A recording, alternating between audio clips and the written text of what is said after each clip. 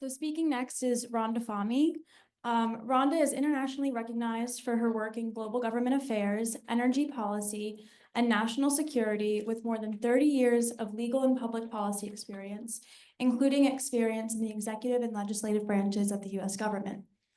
Presently, Ms. Fahmy is president of Fahmy Hudom International, a strategic consulting firm that provides critical advice and counsel to international and domestic clientele with an interest in international business transactions, global government affairs, and energy policy.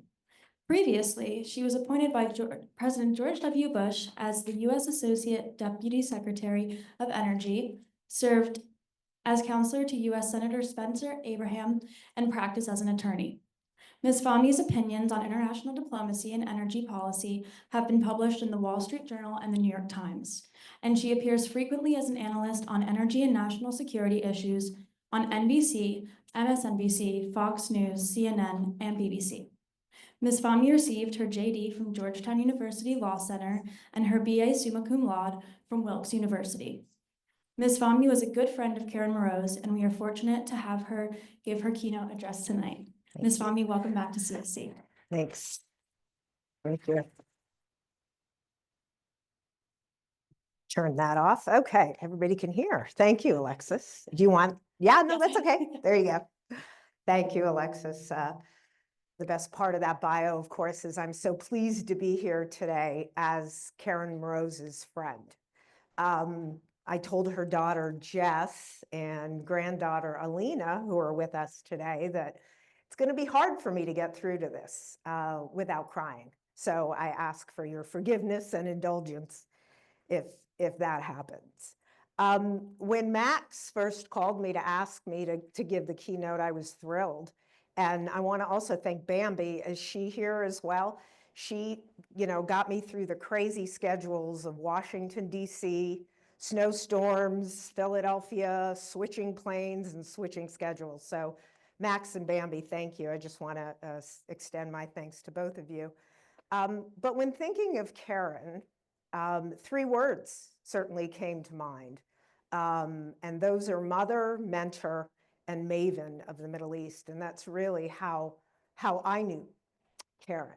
Of course, as a mother, when you think about the definition of a traditional mother, you think about children. And Karen was mother to three wonderful children, Jonathan, John, who I know quite well and met many times in Washington, Jeffrey, and Jessica. As I mentioned, Jess is with us today, as well as her grandchildren. Karen was tremendously proud of both of her grandchildren, Noelle and Alina, who again is with us today. And we must also mention her dog, Donna, because she was a mother, certainly, to Donna. When speaking to her children about Karen being a traditional mother, the one thing that they all said to me was that education was very important.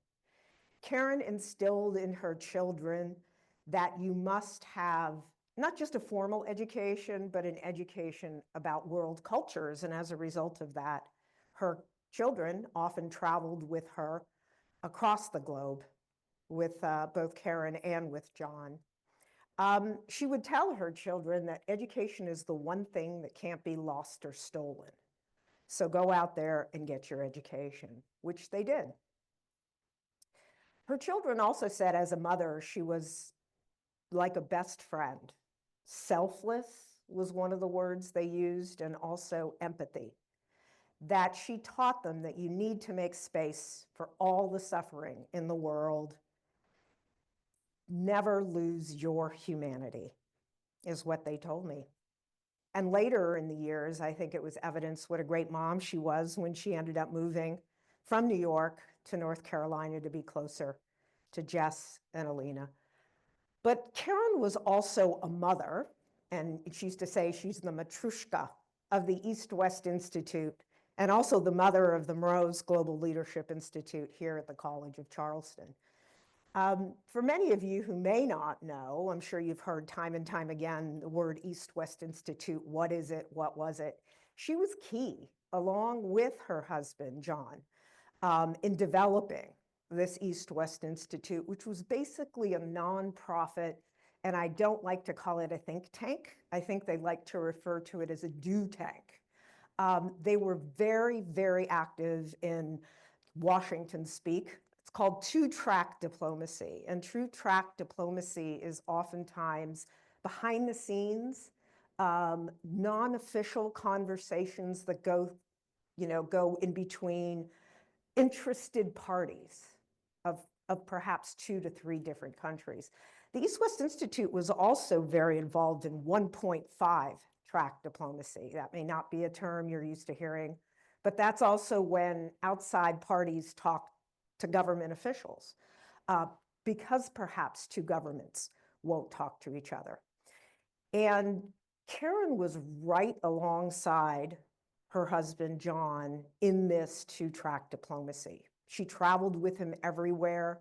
She went to international conferences. She helped author publications, proofread publications, entertained leaders at her home. So Karen was really a part, and that's why they called her the Matrushka of the East-West Institute.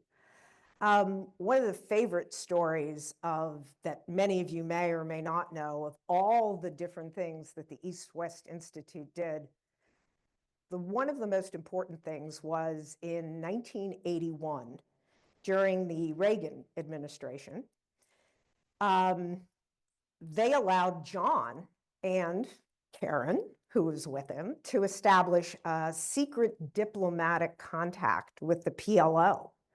At the time, it was Yasser Arafat, of course, and John Mroz was given the okay by the Reagan administration to start these conversations. And he did.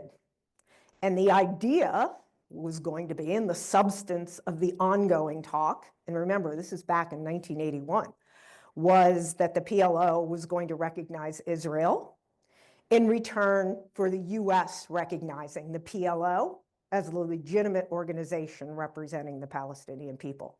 Well, that never happened. Why? Because in 1982, the war broke out in Lebanon, and the whole mission was aborted. Interestingly enough, the PLO recognition of Israel didn't come until 1993, almost 10 years later, under the auspices of the Oslo Accord. And as I mentioned, Karen was part and parcel of many of these conversations. Of course, after John's passing, she was so excited to establish the Mroz Leadership Institute here at the College of Charleston, and she was the mother of this institute. I can tell you, she loved this school. She loved the students. She loved the faculty here. She loved the administration. She loved the staff. She loved everything about it. She was so happy to be establishing things here, and I'm so glad to hear that her oral history is here at the library, and that's continuing. She loved mentoring students, as we talked about, and she wanted to create this globally fluent student body here. And now I was happy to hear today that we have the Karen Linehan Mroz Global Leadership Endowed Scholarship. That's a wonderful tribute to her. Karen is a mentor. A lot of folks have talked about that today, particularly the students. She mentored young women. She mentored young men, both beginning in their educational journey and also throughout their careers. And I'm proud to say she was my mentor. I often talk to her about some career things that I was going through, and she was very helpful, and she loved doing it. Part of that mentorship also is why the oral history is so important to her. It's not just what John did, but what she did. And she, I think, feels that oral history is part of that mentorship. And I'd like to offer today, in Karen's memory, that if there are any students who would like to be mentored, I offer my email, my phone number, my contact information. I do the old-fashioned business card thing. So if you're in the room here, please come up after I'm done, and I'm happy to give you my card in Karen's memory, and I'm happy to mentor you in your career. Maven of the Middle East, and this is my favorite. Of course, we've heard about Karen's illustrious career, philanthropy, education, empowerment of women in the Middle East. She was a constant advocate for women and children in the Middle East. Many of you may not know that she was one of the first executive directors of the American Friends of UNRWA. And UNRWA, for those of you who may not know, is the United Nations Refugee and Works Association. They take care of Palestinian refugees, whether they're in Jordan, Lebanon, wherever they are located, particularly in Gaza. And she was one of the first executive directors. It was a nonprofit organization. It was attached to the UN organization, but it was the American organization here. As a result of that, she spent a lot of time in refugee camps in Gaza, the West Bank, in Syria, in Lebanon, and in Jordan. She then went on in later years to become the president of the Middle East Children's Institute. Again, they developed programs in the West Bank, also for Syrian refugees and Jordanian children. It was community programs, again, focusing on women's and children and empowerment programs. So my relationship with Karen, and I'd be lying to you if I told you that I remembered the year that I met Karen. I can't, because Karen was somebody, when I met her, you felt like you knew her your whole life. So I'm guessing now, it was probably sometime around 2007. And the way I met her is somebody introduced me to her, and she came into my office seeking ideas about how she could get congressional funding for the Middle East Children's Institute, for MECI. And a bell went off in my head, and I said, you know, Karen, I've done this before. In 1993, there was an organization called Seeds of Peace. I happened to be on the lawn of the White House when the Oslo Accords were signed. And there was a new budding organization that brought together Israeli and Palestinian youths at a camp in Maine, peace camp, brought them together for the summer. And they were seeking funds back in the early 90s as they started. And when I became counselor in the United States Senate and met with the then executive director, I said to her, I think we could get you appropriations for this group. It's a great group. It encourages peace between Israelis and Palestinians, and we did. We got appropriations. So when Karen said to me, we're trying to get funds for MECI, I said, yeah, I can help with that. I think this will be a big seller in Congress. And I think you should go to Congress, you should lobby Congress, and here's how you're going to do it. And then we started talking, and it became incredibly bonding, the stories we'd share. I had done some work on the Palestinian issue in the early 1990s, from 1992 through 94. I was a lobbyist at an American association called the National Association of Arab Americans. I was a young lawyer, lobbyist, and we lobbied on Arab American issues. But in 1993, when the Oslo Accords were budding and became apparent and public, Yasser Arafat wanted to come to Washington, D.C. And at the time, the PLO had no representation in Washington. They were under the auspices of the Arab League. So they came to our organization, the PLO, and said, would you set up meetings for Yasser Arafat? And so I did that. Took him to the White House where he signed Oslo, took him to the Senate where he met with the chairman and the ranking member of every single committee in the Senate who were clamoring to come see him. It was his first visit to Washington, D.C. And we did the same thing in the House of Representatives.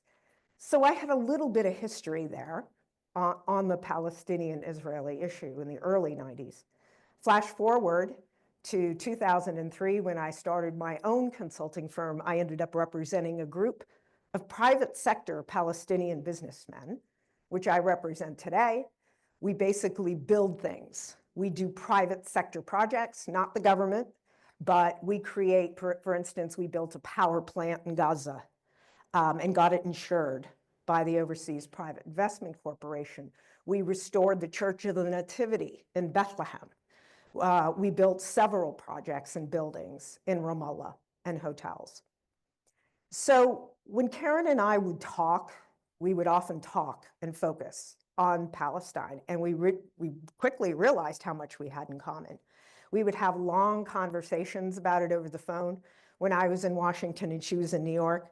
And then when work brought me to New York City, there was a favorite diner on the Upper West Side where Karen lived, and we would often go to there and spend late nights talking about things, and no topics were left unsaid. No topics. Family, struggles, nobody's perfect. We bared it all. You know, in this new chapter, when she told me she was moving from New York and she's moving to North Carolina when John died in 2014, she wanted to be closer to Jess and Alina, and she was excited. I mean, she was excited to come to the South. She was excited to establish the Mroz Center here at the College of Charleston. And then October 7th happened. The first person I called was Karen. And I said, Karen, you're the only person in the world that I could talk to about this. It was so difficult to talk about. How do you express your disgust and hatred for Hamas, and yet at the same time express sympathy for the civilian population in Israel, in Gaza, in the West Bank? How do you do that? What words do you use? I remember saying to her, Hamas knows not what they did. The people who they took captive and killed on October 7th were the very people working towards peace. And you know, we were that close. We were that close to getting Saudi Arabia's involvement in striking a peace deal with Israel, which would have brought along the Palestinians in some shape or form to create a Palestinian state. We would talk about our children who had been to Palestine, both of our children, all of our children, my daughter, and how we would tell our children, don't talk about this issue. Don't talk about it to your friends. Don't talk about it at your place of work. Do not like anybody's posts on social media. Just don't do it. We would share legitimate news sources. You know, we weren't sure. We weren't getting the news of what was really happening in the region. So we would talk about, where should we watch? What should we watch? Where should we get our news from? We would also share legitimate humanitarian organizations, you know, who were doing good work, both in Israel and in Gaza at the time. And then Karen came up with an idea. She said, Randa, I know you're doing work there on behalf of your private sector clients. She said, in Syria, I implemented a program when I was at Mecca where we would have backpacks donated for the mothers to help the children. So you know how you put the backpacks on and you carry the children in the backpack. So these are like, you know, mother-child backpacks. And she said, maybe we can get that into Palestine. Maybe that could help some of the mothers and the children there at the time.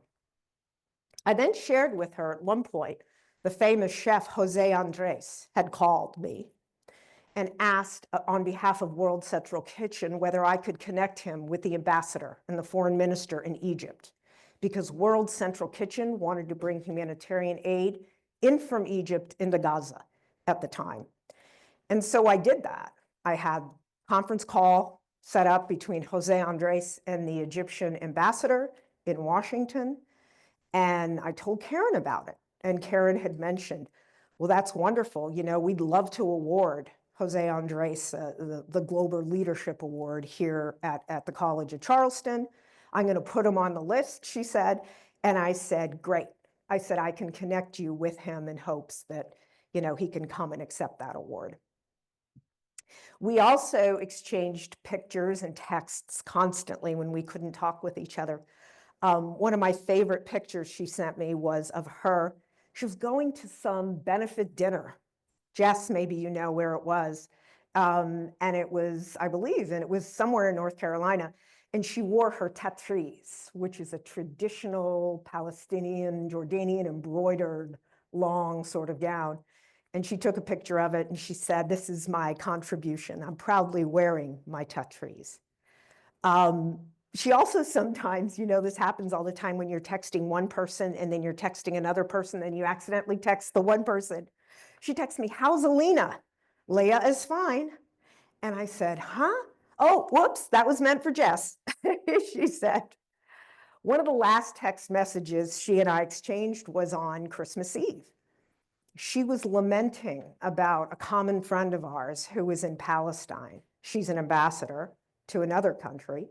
She was in Ramallah. She was struggling to see her husband, who was in Nablus, and her mother, who was in Jerusalem. And nobody was allowed to move. Nobody was getting in, nobody was getting out. She was also telling me about how excited she was to make the move and downsize. She was moving from her big home into a more independent living facility and downsizing. One of the last texts, we told each other how thankful we were for each other's friendships, especially during a difficult time in the Middle East. And then when I saw the Facebook post announcing that she had passed away, I didn't believe it. So I texted her. I said, "Are you okay?" And then I got a message back from Jess telling me the awful news. I still keep all those texts and voicemails from Karen. I treasure them. I can't get rid of them. I think they're part of her oral history. And some days I swear I hear her in her distinctive voice and her laughter. She's telling me not to give up, to keep going for the people of Israel, keep going for the people of Palestine, keep going for the people of peace, especially the mothers and the daughters. Thank you very much. I'd be happy to take any questions.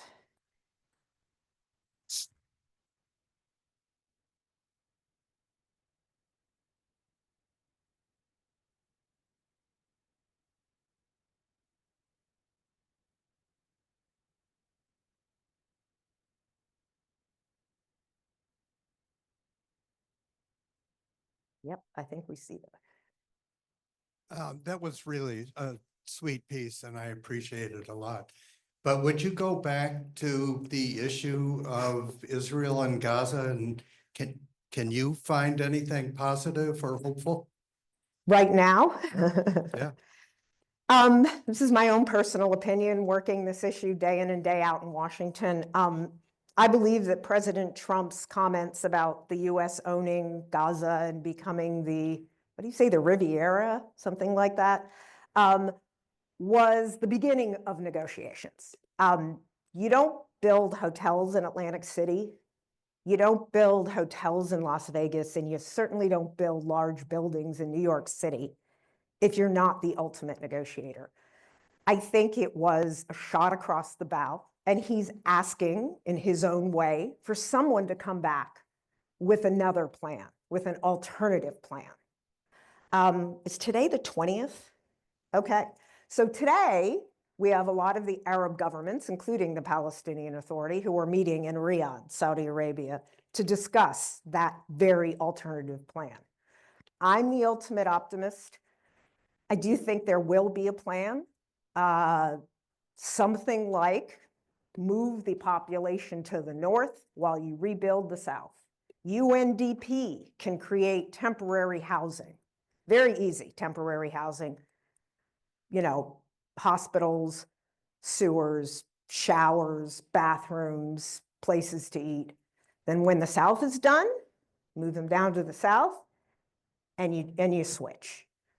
Something like that can be done. There's no way the United States of America is going to pay for the rebuilding of Gaza. I think we all know who's going to be paying for that, and that would be Saudi Arabia. That's the biggest open secret. The question is how you get there. I know it's difficult on the who's going to lead Gaza, if you will, who's going to be there.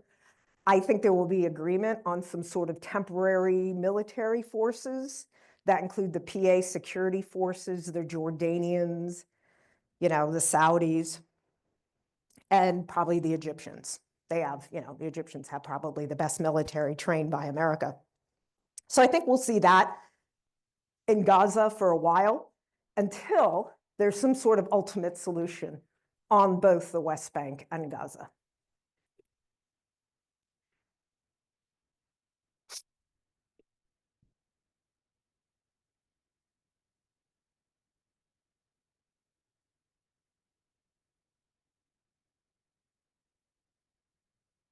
Do you see any incentive for the Israelis to recognize a Palestinian state, at least within the West Bank?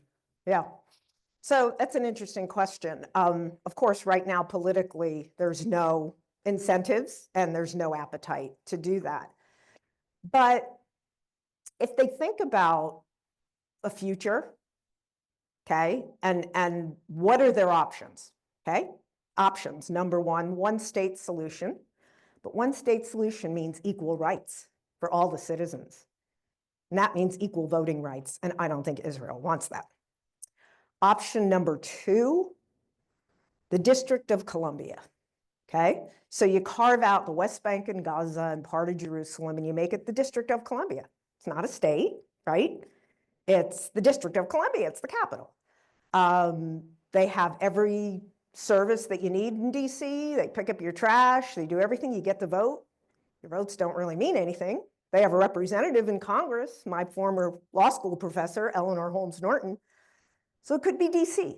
It could also be modeled after Native American tribes here in the United States of America, okay, where there are certain financial incentives. There's lots of different ideas that I think the Israelis could come up with, whether or not they have the political will to do that now. I think what is totally unacceptable, especially in this day and age of cameras, of videos, of social media, you cannot physically pick up people and move them. That would be a global outrage, and people would see that with their own eyes. Not a good look. Not a good look at all. So I don't know where they're going. Remember, Israel has elections. Prime ministers come and go. Cabinets fall. Coalitions break up. And the world still revolves. It wouldn't be the end of the world. So we'll see. We'll see what happens.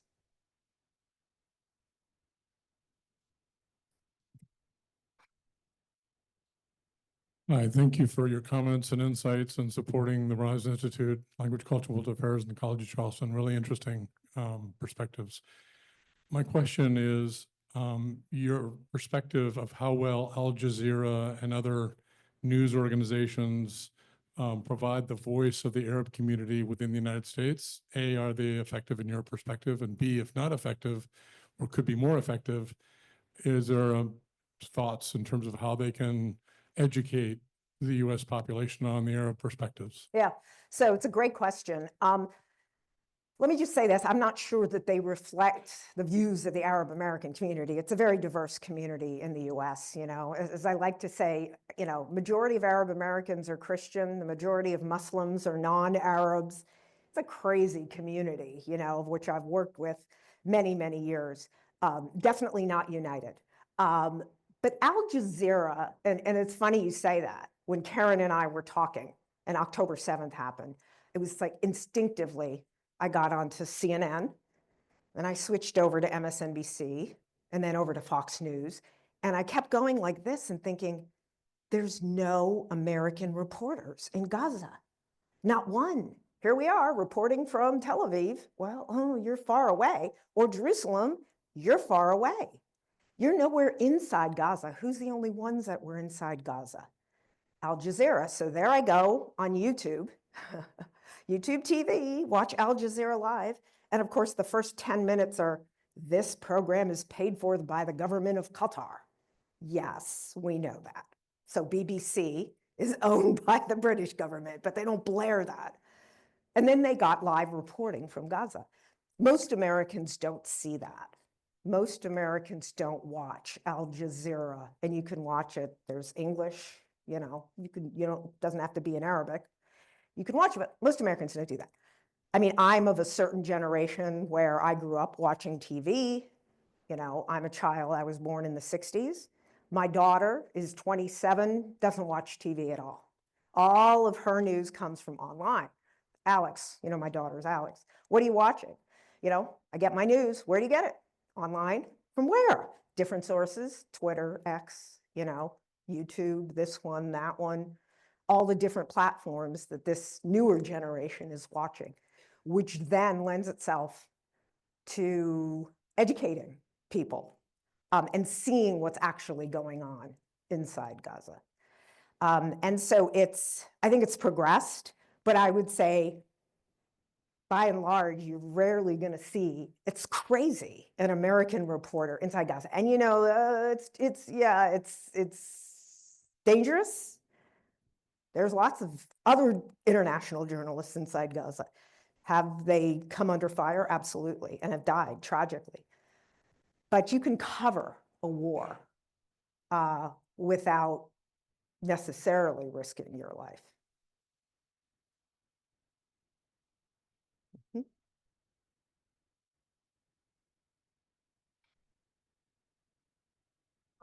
First, I want to say thank you so much for being here you. and for giving such a wonderful story about Mroz. I'm a former global ambassador, and I guess we can jumpstart your mentorship of all of the students here and ask your advice for those of us who are going to be moving into the professional world soon, and have a passion for global affairs, foreign and civil service, any kind of track like that. What advice do you have for us? What skills should we be honing in on, and how should we be looking forward into entering, especially the current political climate in America? Yeah, sure. Great question. Thanks. So the first thing I would say is education. I am the child of 2 PhDs, academics. Sorry, guys, but for the women, super important that you get a degree beyond your bachelor's degree. In Washington, you know, graduate degrees are a dime a dozen. Everybody has one. And it doesn't just have to be a law degree, okay? Could be a master's degree, could be an MBA, could be whatever. So the first lesson I would say is please continue your education beyond your bachelor's degrees, because that's really super important. The second thing, something my father used to say, my father's passed away, but he used to say, you know, Rhonda, God blessed the United States of America, but he created the world. Go see it. So the second thing I would say is please travel.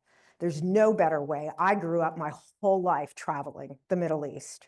There's no better way than to understand and to be a student of diplomacy than to see it for yourself. So to the extent that you can, even if you have to backpack and stay in youth hostels, please go see the world. The third thing I would say is, you know, the traditional path in Washington for diplomats has always been, you know, master's degrees in foreign service from the illustrious Foreign Service School at Georgetown, at my alma mater, Johns Hopkins, Tufts, very many of those programs. It's becoming less and less of that track. There's a lot of uncertainty right now in the Foreign Service itself. Not really sure what's going to happen to it. There's a lot of upheaval in Washington, in case you haven't heard. And particularly at the State Department itself, not only do you have Foreign Service officers, but you have career civil servants, you have contractors, you have lots of different people. And there's also think and do tanks. Sorry to tell you, but most of them are in Washington. So come to Washington, D.C., all of you, and experience that, because much of the policy thought process goes on in these think tanks and these do tanks. And oftentimes, not only is policy made there, it's an easy way for politicians and others to go and look at, see what these think tanks are doing and utilize that policy study.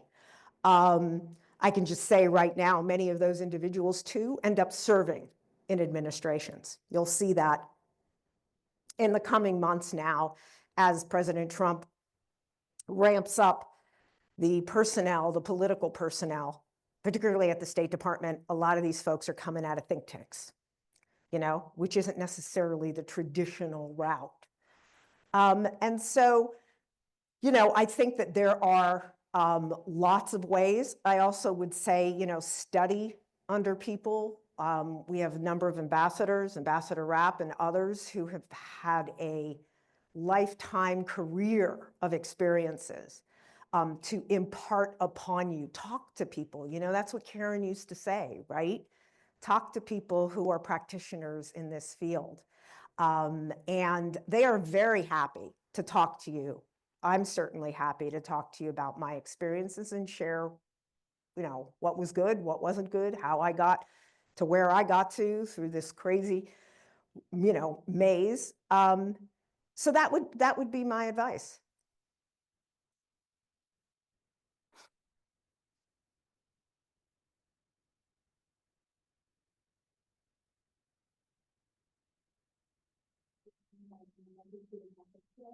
My question is about USAID and the potential shutdown, temporary shutdown, or whatever's happening in that. But where do you think the US is going to go with their international development from here? And how do you think that's going to have an impact in the Middle East and other regions? Yeah. So first half of your question, and I'm going to date myself here, but Ambassador Rapp, I'm going to call upon you. I think it was 20 years ago. USAID was not its own standing agency. Is that right? 20 years, maybe 30 years ago? That's a relatively new agency. USAID, as we know it, used to be at the State Department. It used to be housed at the State Department. So everybody, don't panic. Keep your powder dry. If it functions out of state and it functions, it's okay. It might be a lean, mean fighting machine with a lot less personnel. And I think what's going on probably with DOGE is they're firing everybody. Then they're going to hire people back slowly but surely by vetting them, seeing who are the most productive people, maybe using AI. I have no idea. But don't panic. AID, as we know it, will be at state, at least for the next 4 years under this administration, and will probably be leaner, meaner, a fighting machine. How's that going to impact the Middle East? Yeah, I mean, globally, of course. And it impacts a lot of different, both domestic and international programs. But let's focus on the Middle East itself.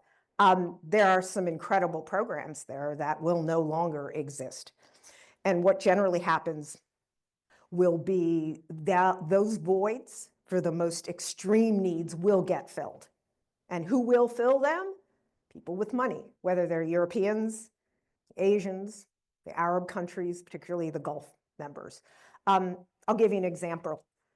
The Trump administration just cut funding for the Palestinian security forces. These were forces that cooperated with Israel every day and were very, very revered. Did a good job, frankly. What happened? Yeah, again, keep your powder dry. Someone else is filling in that void. Someone else is going to pick up the tab on that. So that's what I think we'll see is a lot less of US funding for some of these international programs, and other people will step in to the extent that they're important. I'm not panicking yet.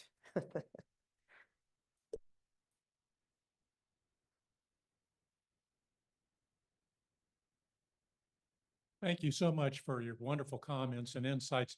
I wonder if you could, excuse me, make an observation or two about the bad actor in the Middle East, Iran, and what you see in the possibility of Iran evolving, or is it going to be even a worse actor than it has been? Yeah, great question. So I spent my younger years traveling to Iran. So my mother's Iranian, my father Egyptian, and they both came here in the 1950s to go to graduate school. I remember the Iran of yesteryear, never went back after the revolution, and I certainly can't go back now as a former US government official, unless I want to see the inside of a cell. I actually think we're going to see a pretty big change there. You see that they have lost power in Lebanon, right? You see that they have scuttlebutted out of Syria, right? They're, what we call their B team, Hezbollah and others, and Hamas now too, have had the legs cut out from under them. So their influence has waned considerably. I think that President Trump and his administration officials have an appetite to strike some kind of deal. And you'll probably see that over the next 4 years in which, what's the right word? I think Iran will be tempered down, neutralized, maybe is the right word, and we won't see their bad acts. You know, and on that point, I have to mention something, and it's kind of back to the media comment.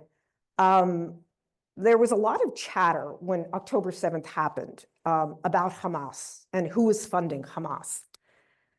Yes, Iran had a hand in it, but the biggest funder of Hamas was actually the government of Qatar.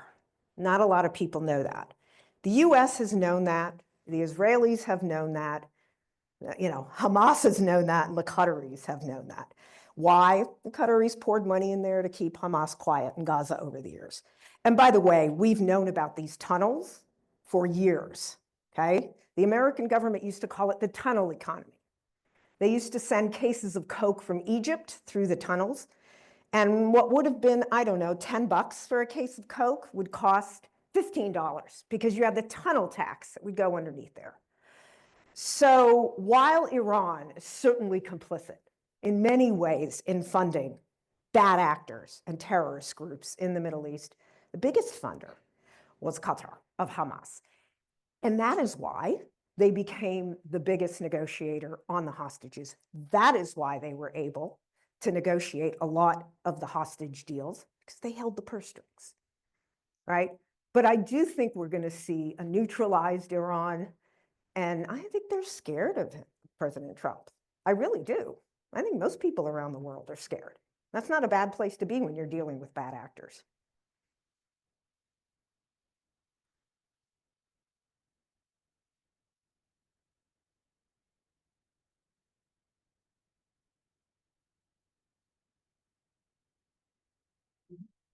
Of future stability in Lebanon and in Syria, with like the changing government in Syria and I'd say the tempering of Hezbollah. Yeah. Yeah, well, let's talk about Lebanon first. Look, you know, we can only hope. The government has had difficulty forming a government. We now have a president. We hope he lasts. They had a good thing going for a while, but they just can't seem to get it together. The question is, what is the role of Hezbollah in Lebanon? Again, even though it's been tempered, the Lebanese view Hezbollah as a legitimate political party. They have members in the parliament, okay? We view them as a terrorist organization, as we should. But the Lebanese view them elsewhere. Again, it's going to depend upon their influence and what happens. I think Sunday they have Nasrallah's funeral, okay, where they're going to, you know, I don't know, bury him for a day. And we're going to see the power of Hezbollah come out for a day on Sunday. So I think there's a lot that the US can certainly do to stabilize Lebanon, a lot that we can do in helping them. That doesn't involve money or funding. On Syria, I think Ambassador Rapp will probably talk about that maybe tomorrow. He just got back. He has been there many, many times. I'm actually working on Syria with a group of Syrian Americans who want to see a free, democratic, and stable Syria. You know, the problem is we have an interim president right now, al-Shara, who has had a rather sketchy history in the past, shall we say. And the US viewed him and his supporters as terrorists. And now he puts a suit on and the jury's out. That being said, I think our best policy in Syria, and this is something I'm working towards, is lifting the sanctions on Syria, especially those sanctions that affect the people. Why? Because if you give people hope, if you give people food, if you give people humanitarian aid, they will be less likely to look towards those other organizations.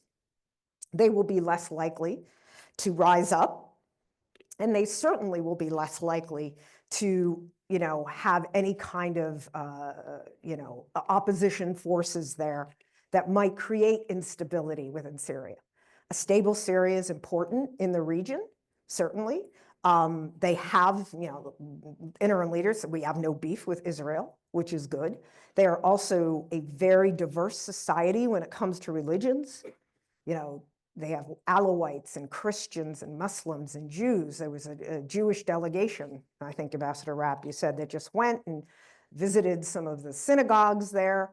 So it's a very diverse, religiously diverse society there as well. So it's in the US national security interest to have a stable and secure Syria in that region so that we don't have to fight any wars, we don't have to worry about it.